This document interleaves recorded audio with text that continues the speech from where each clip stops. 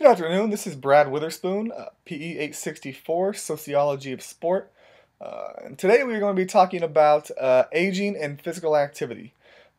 The subject I have chosen to interview is a person that I've become friends with over the past few months.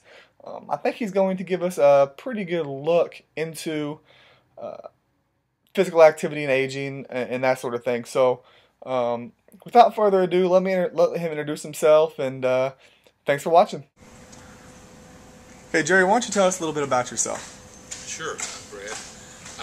Name's Jerry Lunt. I teach business classes out here at John Wood in the area of intro to business and finance, and used to teach some econ, marketing, business law classes such as that. Been out here about 8 years.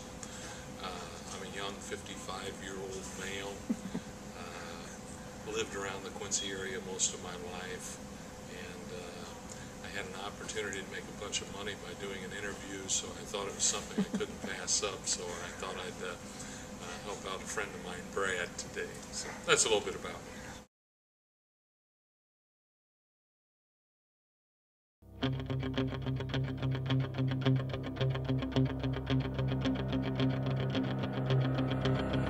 What is sort of your regimen that you try and accomplish while you're working out? Whatever I can do to probably keep from anyone having to call 911 is my ultimate goal, but pretty much cardio. I do quite a bit of just strength training. I guess I think that I can still build muscle mass. I think I'm probably just maintaining at best. There's not a lot there to maintain. But cardio, the regimen is usually elliptical, sometimes a treadmill, depending on availability of machines and equipment. I don't jog much anymore. I used to jog 2 or 3 times a week or more, and the knees really started to take a toll on my knees. And some of that was because I didn't wear proper footwear, not good tennis shoes or running shoes. As far as strength conditioning, usually just some bench presses, maybe some push-ups, some lat pulls, usually some curls of some nature. I don't do really any lower body strength conditioning, which I just trying to protect the knees at all times. Yep. So it's mainly just arms, and I try to do as much as I can with my core. I'll do quite a few sit-ups or something along those lines. I seem like I have a lot fewer back problems when I keep my stomach muscles more in tone, or abdomen muscles.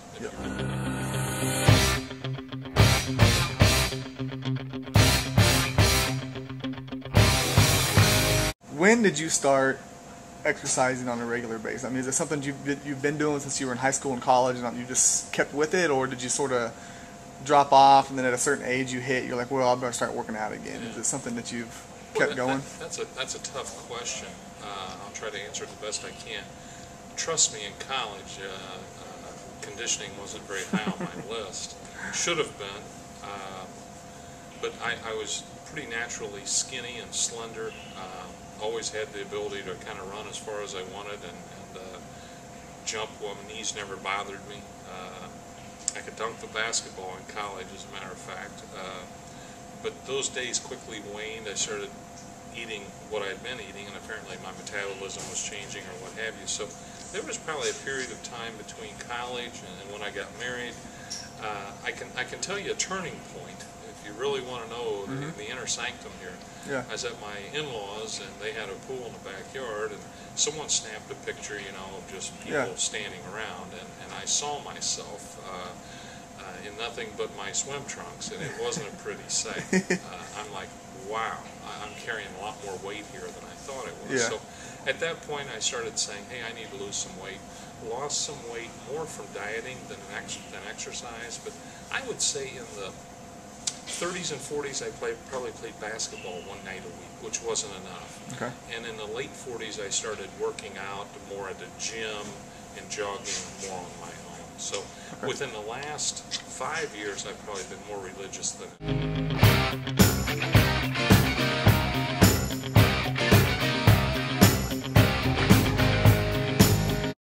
So what are some advantages and disadvantages that you've seen? I think the advantages are you do feel better. I do. I feel better after I work out.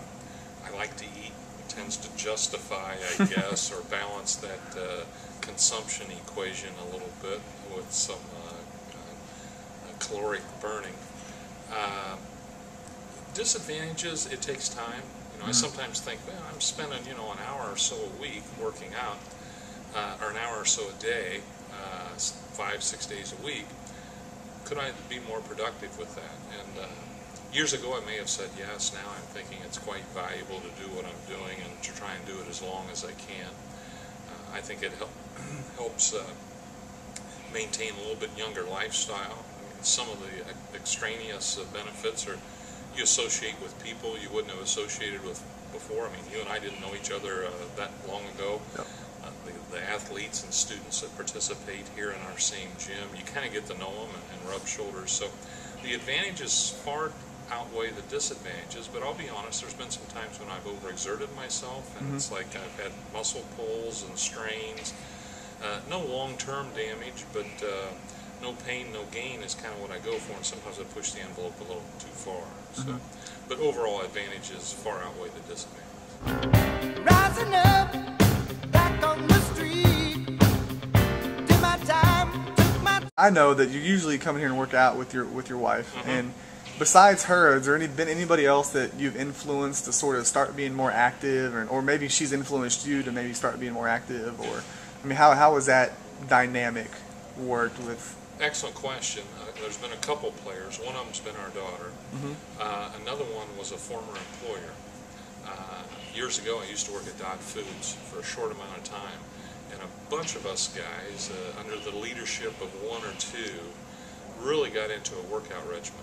We'd play basketball, we would jog, we'd lift weights on a regular basis, and Dot Foods, the management was very supportive of that. They had a shower and locker room that we could, we were all in management and had some, not extra time, but we could manage our time to make it so we could go out and do things. We'd run around a small town, and the high school let us use their weight room or basketball court or whatever the case may be. So that influenced that camaraderie. And you mentioned I work out a lot of times in here with my wife. I think it's always good to kind of have someone that you're associated with, because if one person doesn't feel like going that day, they can kind of goad that. The other one can goad that person into saying, it's wimping out, So there's that exchange. And then our daughter is, ever since she's been in high school, I guess she runs a lot and very concerned about what she eats and very health conscious. And my wife is more so than I. So, so probably my wife, my daughter, and then just having that experience while being employed of you really need to pay attention to your health and exercise and this and that. Started doing it, started feeling better. Now watch me have a heart attack tomorrow. Is there any advice you could give that generation of people that when they're starting to have to work out, just to sort of maintain health or feel better? Is there any advice you would give that generation?